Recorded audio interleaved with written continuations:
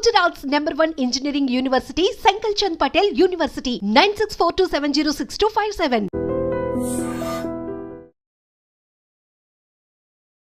So welcome back to the latest episode with Rahul Reddy Garu, the immigration lawyer, and he's practicing law from since 30 years.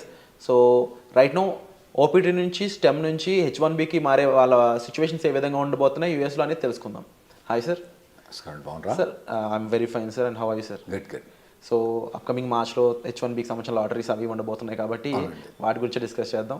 So OPT and stem నుంచి ఎవరైతే H1B కోసం wait చేస్తూ ఉంటారో lottery టైంలో వాళ్ళ మీద effect ఏ విధంగా ఉంటుందంటారు? ఇప్పుడు మనకు కొత్త H1B రెగ్యులేషన్స్ వచ్చినాయి. దాని ద్వారా ఏమైందంటే థర్డ్ పార్టీ ప్లేస్మెంట్ అనేది కొద్దిగా స్ట్రిక్ట్ అయిపోయింది. అదొకటి. ఇంకోటి ఏంటంటే మనకు లాస్ట్ ఇయర్ H1B కోటాను మొత్తం ట్రాన్సాక్షన్ చేసిండ్రు. అంటే అంతకుముందు 7-8 years నుంచి ఎట్లుండే అంటే అంతకుముందు 3-4 years ఎట్లుండే అంటే ఒక 10 కంపెనీల నుంచి కూడా కొందరు ఫైల్ చేసిండ్రు, ఫ్రాడ్లెంట్ ఫైలింగ్స్ అయ్యి. అంటే ఒకవేళ కనుక కొన్ని జాబ్స్ ఉంటే 10 కంపెనీల నుంచి ఫైల్ చేసిన ఉన్నారు.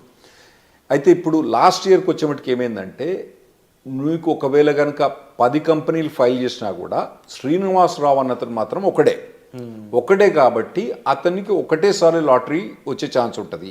అతని బిల్లుని 10 సార్లు బెటరు.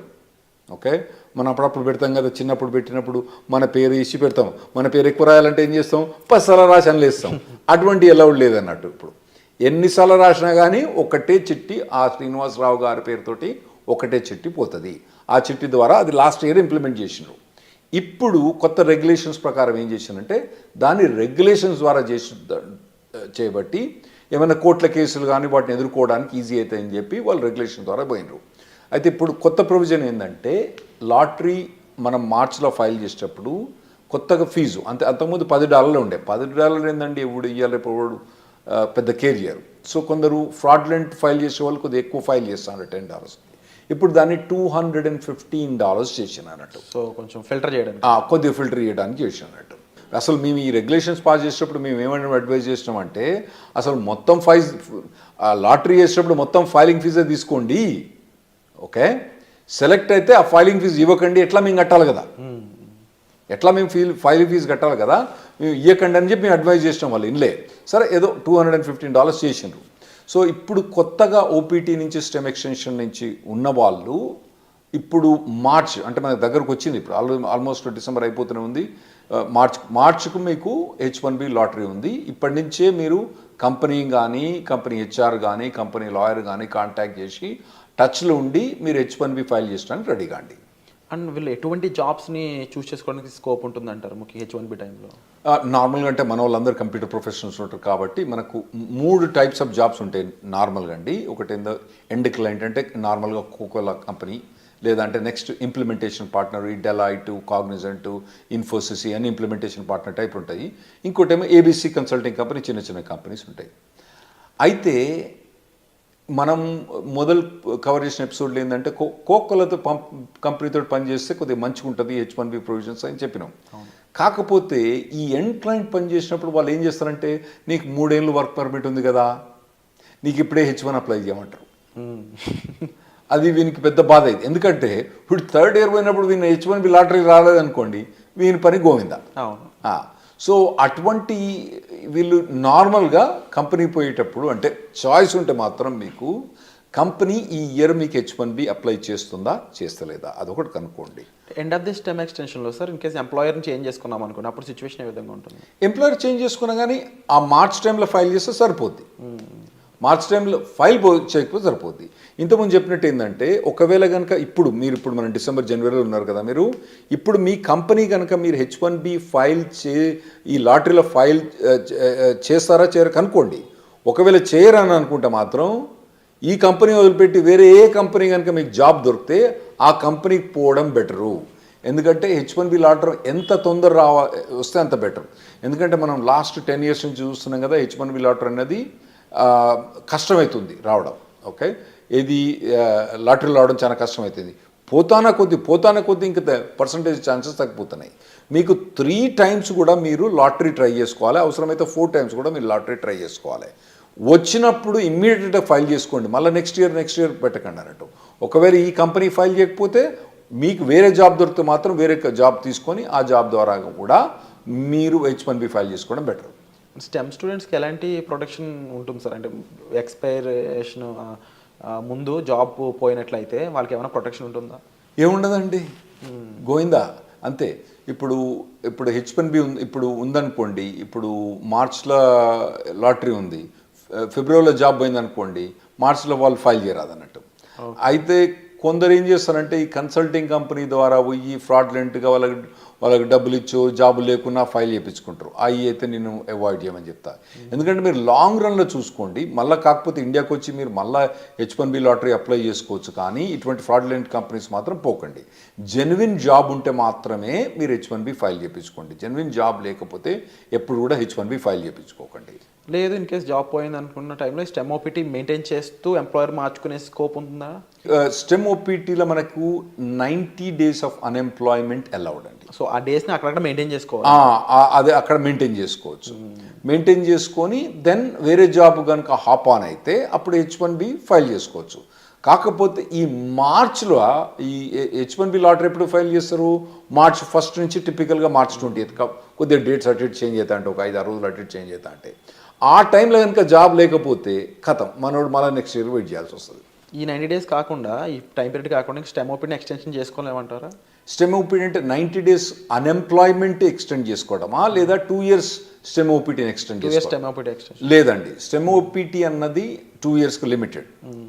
అయితే అందులో కొన్ని చిన్న చిన్న ఎగ్జామ్షన్స్ ఉన్నాయి. ఇప్పుడు H1B అన్నది మనం మార్చ్లో లాటరీ ఫైల్ చేసినా కూడా యాక్చువల్ H1B అనేది అక్టోబర్ దాకా స్టార్ట్ కాదు.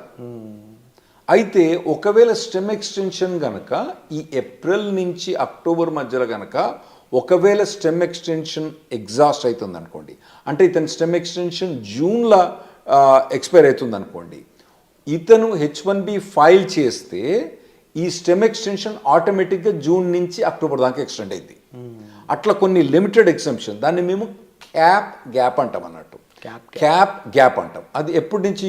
నార్మల్గా టిపికల్గా ఏప్రిల్ నుంచి అక్టోబర్ దాకా ఎక్స్టెండ్ అయింది. ఏదైతే కంపెనీ ఉందో H1B change of status file చేస్తే ఆటోమేటిక్గా క్యాప్ గ్యాప్ అన్నది ఏప్రిల్ నుంచి అక్టోబర్ దాకా ఎక్స్టెండ్ అయింది. అండ్ మనం ముందు మాట్లాడుకున్న ఈ రూల్స్ అండ్ రెగ్యులేషన్స్ అన్నీ కూడా పార్ట్ టైంలో కూడా అప్లైకబుల్ అవుతాయా? అంటే ఇప్పుడు స్టెమ్ వాళ్ళు పార్ట్ టైం కూడా సేమ్ ఇదే చేయొచ్చా, పార్ట్ టైమే చేయాలి కంపల్సరీ? మీరు అన్నట్టు ఒకవేళ కనుక H1B జాబ్ ఫైల్ చేసిన అనుకోండి, పార్ట్ టైం కూడా వాళ్ళు ఎక్స్టెండ్ చేసుకోవచ్చు. ఏది టిపికల్గా ఏప్రిల్ నుంచి అక్టోబర్ దాకా. అయితే ఇప్పుడు కొత్తగా వచ్చిన రెగ్యులేషన్స్ ఏవైతే January 17, 2025 అప్లికే అవుతాయో దానికి యాక్చువల్లీ స్టూడెంట్స్ కొద్దిగా ఈజీ ప్రొవిజన్ ఇచ్చిండ్రు. కపుల్ ఆఫ్ ప్రొవిజన్స్ ఏమి ఇచ్చిందంటే, ఒకవేళ నార్మల్గా మేము H1B ఫైల్ చేసినప్పుడు October 1st డేట్ పెట్టే ఫైల్ చేయాలి, October 2nd ఫైల్ చేయొద్దని చెప్పిన అన్నట్టు. ఇప్పుడు కొత్తగా ఏంది, నువ్వు ఎక్స్టెండెడ్ డేట్స్ అంటే ఇంకా లేట్ డేట్ తోటి, కానీ మేము ఒకవేళ కనుక మేలో ఫైల్ చేసినా కూడా కొద్దిగా లేట్గా స్టార్ట్ డేట్ అంటే వీని స్టెమ్ ఎక్స్టెన్షన్ ఉంటుంది కదండి, ఈ స్టెమ్ ఎక్స్టెన్షన్ ఎక్కువ వాడుకోవడానికి ఇంకా ఎక్కువ రోజులు పెట్టుకొని, అంటే October 1st కాకుండా డిసెంబర్ కానీ జనవరి కానీ స్టార్ట్ డేట్ పెట్టుకొని మేము H1B ఫైల్ చేసుకోవచ్చని కొత్త రెగ్యులేషన్ వచ్చింది. ఇది స్టెమ్ ఎక్స్టెన్షన్ ఉన్న వాళ్ళకు, ఓపీటీ ఉన్న వాళ్ళకి చాలా అడ్వాంటేజ్ అండి. ఎందుకంటే అనవసరంగా 6 years H1B వాడరు. ఇంకోటి ఏంటంటే వీళ్ళకి ఓపీటీ స్టెమ్ ఎక్స్టెన్షన్స్లా వీళ్ళకు 7% ఇన్కమ్ ట్యాక్స్ రిబేట్ వస్తుంది. H1B పోయినప్పుడు రాదు. అంటే దాన్ని యాక్చువల్ ఇన్కమ్ ట్యాక్స్ అన్నాము, సోషల్ సెక్యూరిటీ అంటాము. ఆ సోషల్ సెక్యూరిటీ అన్నది వీళ్ళు కట్టని అవసరం లేదు. సో ఆ ఎగ్జామ్షన్ కూడా ఇది వీళ్ళు ఎక్కువ వాడుకోవచ్చు. ఆ ప్రొవిజన్స్ కూడా ఇచ్చిండ్రు. ఇంకోటి ఏది, స్టార్ట్ డేట్ లేట్ చేయొచ్చు అని ఉంది కదా. ఇంకోటి నేను ఏం చెప్పినా, స్టెమ్ ఎక్స్టెన్షన్ కానీ ఓపీటీ కానీ ఏప్రిల్ నుంచి అక్టోబర్ దాకా H1B ఫైల్ చేస్తే ఆటోమేటిక్ అక్టోబర్ దాకా ఎక్స్టెండ్ అవుతుందని చెప్పిన. దాన్ని క్యాప్ గ్యాప్ అంటాం. దాన్ని వాళ్ళు ఏం చేశారంటే, క్యాప్ గ్యాప్ అన్నది అక్టోబర్ దాకా కాకుండా ఏప్రిల్ అంటే మళ్ళీ నెక్స్ట్ ఏప్రిల్ దాకా వాళ్ళు ఎక్స్టెండ్ చేసినట్టు, అంటే దాదాపుగా 1 year ఎక్స్టెండ్ చేసినట్టు. ఓకే. కాకపోతే దాని కిటికీ ఏంటంటే, ఈ క్యాప్ గ్యాప్కు H1B అన్నది ఫైల్ చేయడం కంపల్సరీ. చేసిన వాళ్ళకి మాత్రం లాటరీలో సెలెక్ట్ అయ్యి H1B ఫైల్ చేసిన వాళ్ళకే ఈ క్యాప్ గ్యాప్ వర్తిస్తుంది. అంటే ఇప్పుడు తర్వాత ఈ క్యాప్ గ్యాప్ ఎక్స్టెన్షన్ కూడా H1B లాటరీలో సెలెక్ట్ అయ్యి H1B ఫైల్ చేసిన వాళ్ళకే ఈ క్యాప్ గ్యాప్ అన్నది వర్తిస్తుంది. అంటే ఈ ప్రొవిజన్ నార్మల్గా తీసుకొచ్చిన అవసరం ఏం పడిందంటే, H1B నార్మల్గా 5-6 మంత్స్లో అప్రూవ్ అయిపోద్ది. లేదంటే మనోడు ఎక్కువ పైసలు కట్టేస్తారు 3 వారాలకే అప్రూవ్ అవుతుంది ప్రీమియం ప్రాసెసింగ్కి. కొత్త అడ్మినిస్ట్రేషన్ వస్తుంది కదా, కొత్త అడ్మినిస్ట్రేషన్ అప్పుడు ఈ కొత్త అడ్మినిస్ట్రేషన్ కొత్తదేం కాదు, అంతకుముందు ఉన్నదే. అంతకుముందు మమ్మల్ని నరక యాతలు పెట్టింది ఈ అడ్మినిస్ట్రేషన్. వాళ్ళు ఈ ప్రీమియం ప్రాసెసింగ్ ఇవన్నీ సస్పెండ్ చేసిండ్రు. అయితే ఇప్పుడు క్యాప్ అనేది అక్టోబర్ దాకానే, ఇదివరకు పాత రూల్స్ ప్రకారం అక్టోబర్ దాకానే ఎక్స్టెండ్ అయ్యి అక్టోబర్లో H1 అప్రూవ్ కాలేదనుకోండి, ఇడు జాబ్ చేయకుండా కూర్చోవాలి. అప్పుడప్పుడు పెద్ద కంపెనీలు ఏం చేస్తాయి, జాబ్ చేయకపోతే పో నీ H1 తీసేస్తాను తీసిపో, జాబ్ తీసేసుకోవచ్చు. అప్పుడేమవుతుంది, నా గరక నా ఘాటక అవుతాడు వీడు. అయితే ఇప్పుడు కొత్త ప్రొవిజన్ ప్రకారము ఒకవేళ ట్రంప్ అడ్మినిస్ట్రేషన్ వచ్చి H1 ప్రీమియం ప్రాసెసింగ్ తీసేసిన, అంటే ఎక్స్ట్రా $2,500 కట్టినా కూడా, దానికి ఎక్కువ ఫాస్టర్ ప్రొవిజన్ తీసేసినా కూడా, మనోడు అక్టోబర్ దాటిన తర్వాత, అంటే వీని వర్క్ పర్మిట్ ఒకవేళ జూన్లో అయిపోయినా కూడా అక్టోబర్ దాకా కాకుండా మళ్ళీ ఏప్రిల్ దాకా ఇతను జాబ్ గ్యాప్ మీద జాబ్ చేసుకోవచ్చు. అది ఈ January 17th మనకు వచ్చే రెగ్యులేషన్స్ తోటి చాలా అడ్వాంటేజ్ అవుతుంది మనకు. ఓవరాల్గా డిఫరెంట్ అప్లికేబుల్స్ అయితే రానున్నాయి అనేది అర్థమవుతుంది క్లియర్గా. అండ్ కొన్ని బెనిఫిషరీస్ కూడా కనిపిస్తూ ఉన్నాయి డెఫినెట్లీ. అండ్ బిఫోర్ జాబ్ వీళ్ళు STEM OPT వాళ్ళు ఎటువంటి రిక్వైర్మెంట్స్ ఉంటాయి సార్ అప్లై చేయడానికి? అంటే OPT STEM ఎక్స్టెన్షన్ ఈ రెండిట్లు అంటారా? అంటే వీళ్ళు మొదటి నుంచి కాలేజీలో చదువుతున్నప్పుడే వీళ్ళకు ఆన్ క్యాంపస్ రిక్రూట్మెంట్ నడుస్తుంటుందండి. వాటిల్లో పార్టిసిపేట్ చేయాలి. ఇంకోటి ఏంటంటే, మీకు ఇంతకుముందు చెప్పినట్టు ఏంటంటే, వీళ్ళు మొదటి నుంచి కూడా ఏదో టెక్నాలజీ తీసుకొని, హాట్ టెక్నాలజీ తీసుకొని, కరెంట్ టెక్నాలజీ తీసుకొని, దాని మీద కంప్లీట్గా ఇంటర్న్షిప్స్ కానీ, తర్వాత ఎడ్యుకేషన్ కానీ, ట్రైనింగ్ కానీ తీసుకొని, ఒకవేళ టెక్నాలజీ మారితే మళ్ళీ ఇమీడియట్గా మారండి టెక్నాలజీ. కానీ ట్రైనింగ్ అన్నది ఇక్కడ కూర్చొని ఆ సినిమాలు చూసిన దానికి వీటి చూసిన దానికన్నా ఇటు పక్క పోయి ఈ ట్రైనింగ్ ఇటువంటివన్నీ తీసుకోవడం చాలా మంచిది. ఎందుకంటే నార్మల్గా ఇక్కడ జనరల్ ప్యాకేజ్ ఏంది 5 lakhs 6 lakhs ఉన్నది, అక్కడ మీకు 80 లక్షల నుంచి మొదలైంది ప్యాకేజ్. సో మీకు 6 lakhs నుంచి 80 లక్షలకు ఉండే పెర్ఫార్మెన్స్ మీరు అక్కడ యూఎస్కి వస్తుండ్రు కాబట్టి, మీరు చేసే పెర్ఫార్మెన్స్ కూడా 10 times బెటర్ ఉండటానికి మీరు షార్పన్ అప్ కావాలి. అది మొదటి నుంచి ప్రిపేర్ కాండి. చక్కగా OPT అయిపోయిన తర్వాత అప్పుడు ఎతుకుతలే జాబ్, తర్వాత చూసుకుంటలే.